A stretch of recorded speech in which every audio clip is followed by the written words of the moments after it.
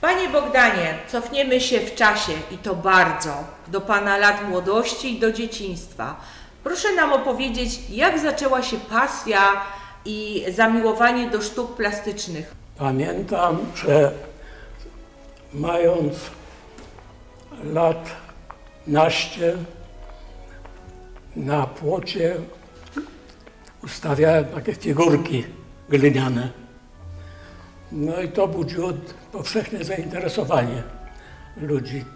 Podobały się te figurki. Ja kończyłem rzeźbę w Kielcach, także te figurki jakoś tam wyglądały dosyć dobrze. No i to był taki początek. Czyli początkiem było liceum plastyczne w Kielcach? Liceum plastyczne w Kielcach, tak. Tak. I w takim kierunku poszedł Pan dalej do Wyższej Szkoły Sztuk Plastycznych? Tak, na rzeźbę do profesora Michałowskiego. 3 pierwsze lata były ogólne. To było malarstwo, rzeźba, naprzenia. Czyli po tych 3 latach pojawił się ten kierunek Już dyscyplina, tak, kierunek specjalny. No i wtedy było do wyboru szkło, ceramika. No mnie zafrapowało szkło i szkłem się zajmowałem. A dyplom? A dyplom zrobiłem z ceramiki.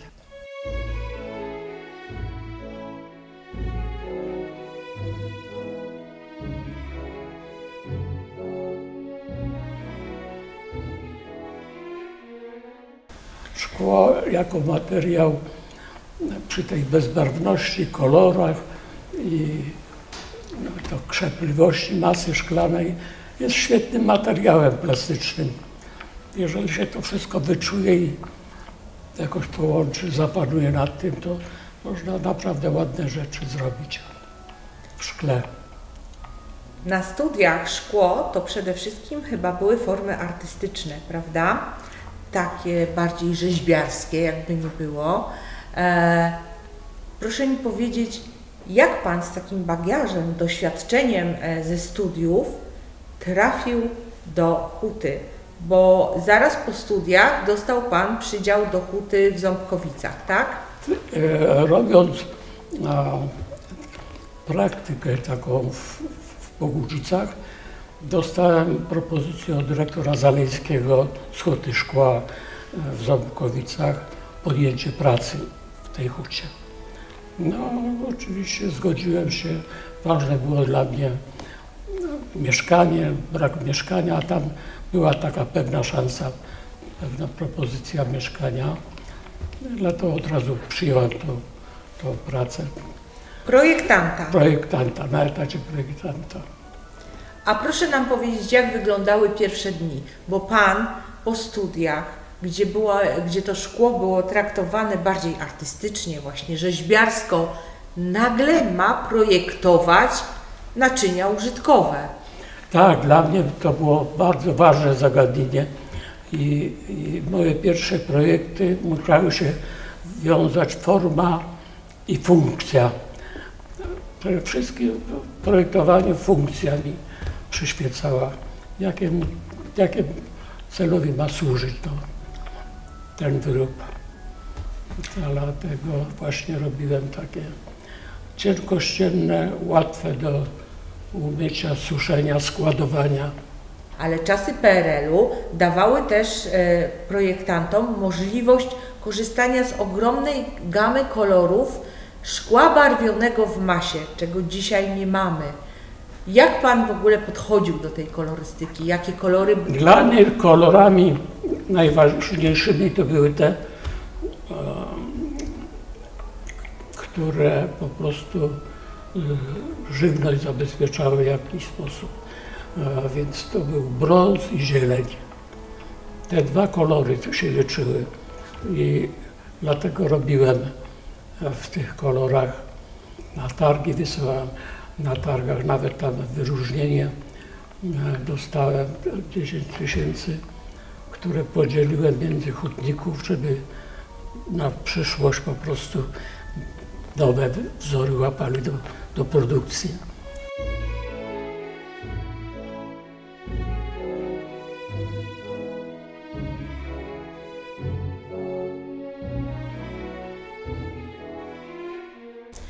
Pana praca w hucie trwała 6 lat mniej więcej, prawda? I został Pan stamtąd przeniesiony.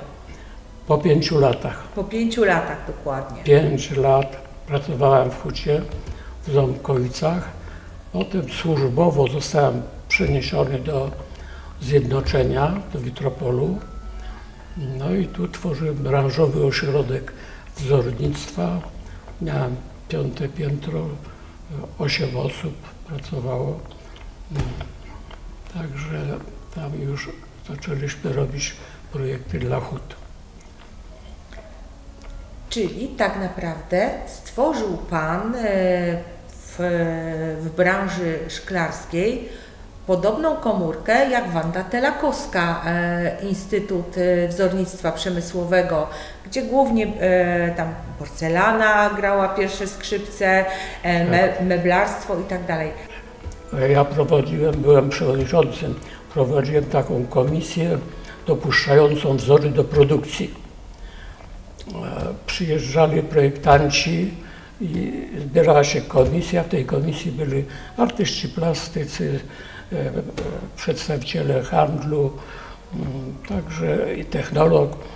Także oni oceniali, czy te wzory się nadają, czy jest taka potrzeba wprowadzenia wzorów do produkcji. Na takie komisje zapraszałem wszystkich projektantów, bo tam mieli możliwość spotkać się, porozmawiać między sobą, mieć doświadczenie. Potem za zgodą dyrektora Gubały, wprowadziłem 1 dzień wolny dla projektantów. Każdy z nich mógł w ramach delegacji służbowej pojechać do innej huty, do instytutów wzornictwa, na wystawy, mógł obejrzeć po prostu to, co tam było aktualnie ważne. Jako główny projektant, bo takie stanowisko Pan miał w Witropolu, główny projektant Witropolu, czy Pan po tym, jak odszedł z huty, dalej kontynuował pracę również projektanta, nie tylko osoby zatwierdzającej, ale wciąż będącej aktywnym projektantem? Tak, miałem taką możliwość. Dyrektor Kuba zgodził się, żebym po prostu 2 dni miał dla siebie i w tym czasie jeździłem do huty Zawiercie i tam projektowałem, robiłem w szkle z Polańskim, hutnikiem Polańskim. Tam robiłem potem do Krosna z Eustachiewiczem, hutnik Eustachiewicz też robił ze mną i właśnie to szkło wykonane przez Eustachiewicza zostało nagrodzone złotym medalem. Jest w Muzeum Pałacu Szena teraz.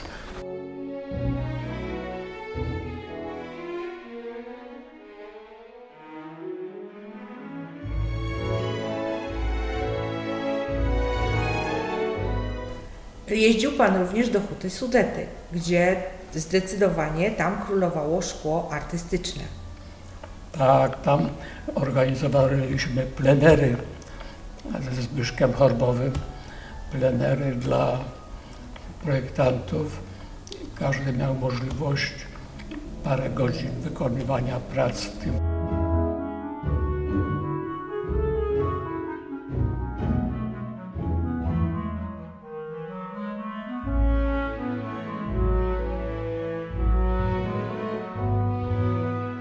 No, są projektanci, którzy robią szkło prasowane, takie stricte gospodarcze, takie, które użytkujemy, i ci, którzy robią artystyczne. Może nam Pan zdradzić, którzy byli Pana ulubionymi i których cenił Pan najbardziej? Najbardziej podobały mi się wzory Reni Puchałowej. Ona pracowała w Julii. Takie zdecydowane, bardzo wyważone w układach poziomo-pionowych. Potem ważne też były projekty Sadowskiego. Sadowski w hucie Szczytnej pracował.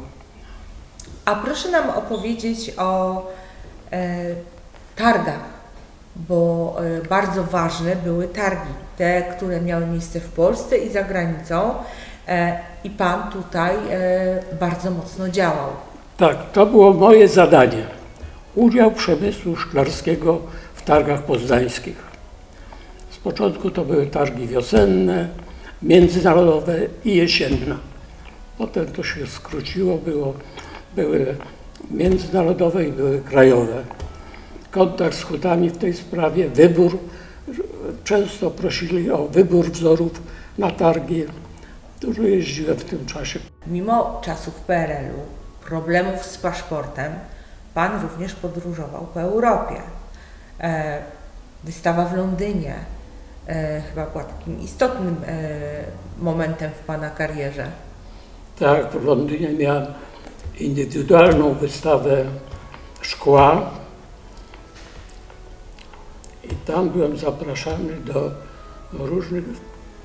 Przez tydzień czasu byłem w kilku ośrodkach, codziennie w innym ośrodku. Miałem możliwość zwiedzenia i wzorcowni, także ten wyjazd mi dał bardzo dużo.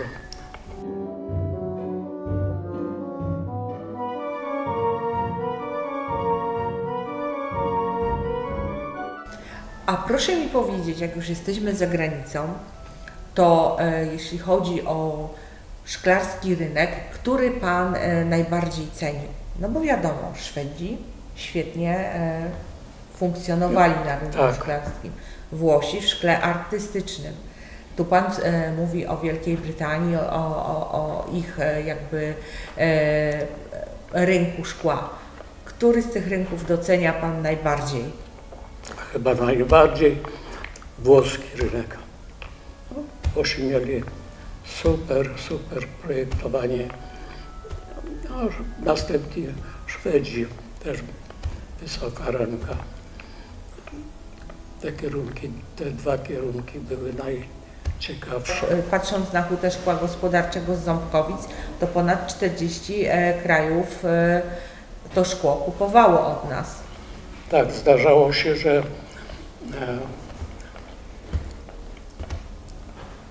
taki klient przywoził szkło francuskie jakieś i prosił o realizację u nas, bo u nas jest taniej, to wszystko wychodziło dla niego.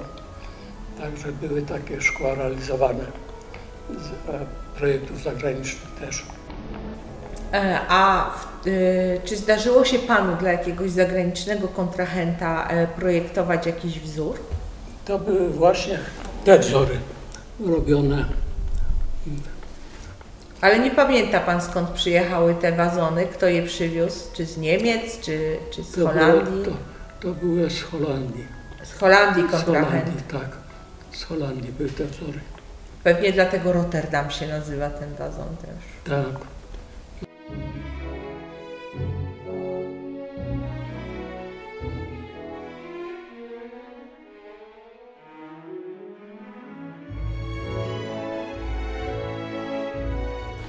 Jeżeli chodzi o Rotterdamy, to jakby forma, baza, którą mamy tutaj w podstawie, jest powtarzalna, ale góra, ta dekoracja, która była wyciągana na piszczeli, daje temu wazonowi tę przewagę nad innymi wzorami, że każdy z tych wazonów tak naprawdę jest inny.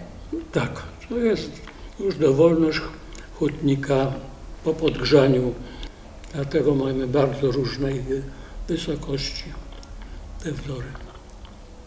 Różnej wysokości, różnych kolorów i cieszą się teraz bardzo dużym powodzeniem wśród kolekcjonerów. To jeden z ulubionych projektów, jakie Pan stworzył. No są zakręceni zbieracze. Pokazywała mi jedna pani kolekcję 12 sztuk. Każdy był inny. Albo wysokością, albo kolorem. Jeszcze wracając do targów, które miały miejsce w Polsce, czyli targi poznańskie, Pan oprócz tego, że był inicjatorem i zbierał wzory, które były prezentowane, to były targi stricte handlowe, Pan również zajmował się aranżacją przestrzeni tych targów. Tak jest. Każde targi miały inny wystrój wnętrza. Tak, Ale dzięki tym targom mieliście możliwość spotkania się, tak. To było ważniejsze. bycia razem. Bycie razem, bo zawsze ktoś tam na stoisko swoje musiał być delegowany z każdej huty. Były potem oceniane te wyroby na targach, były przyznawane nagrody. A proszę mi powiedzieć, jak to się stało, że właśnie w Sosnowcu, a nie w Warszawie znalazła się siedziba Witropolu? Tak, ale potem była taka sytuacja, że było zjednoczenie przemysłu szklarskiego w Warszawie też. Także Sosnowiec był już podległy w Warszawie. Działały te dwie komórki, które zarządzały tym światem hut. I proszę mi powiedzieć, Pan był tutaj, a w Warszawie równorzędną osobą, czyli też taką, która zajmowała się projektami i współpracą z projektantami, kto był? Pani Stawiarska, pani Bożena Stawiarska właśnie.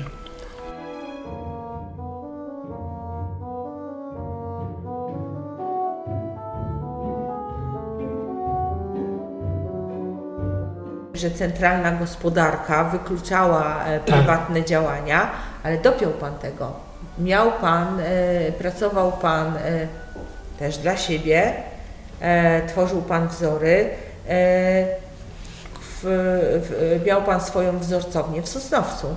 Robiliśmy szkła, robiliśmy różne szkła, takie seryjne, czasem nieciekawe, ale handlowo ciekawe. To się sprzedawało, musieliśmy mieć dochód jakiś. Także rzadko robiło się też oryginalne, ładne. Dużo kieliszków robiliśmy tam. Takich krótkie serie ciekawych wazonów okolicznościowych dla ludzi na specjalne zamówienie też.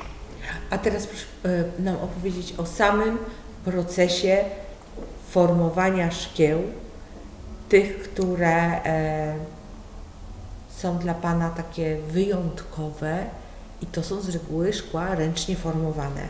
Szkło najlepiej ładnie wygląda, jak się samo układa. I te formy, które były takie proste, bez specjalnego męczenia w formach, najładniejsze, najlepsze.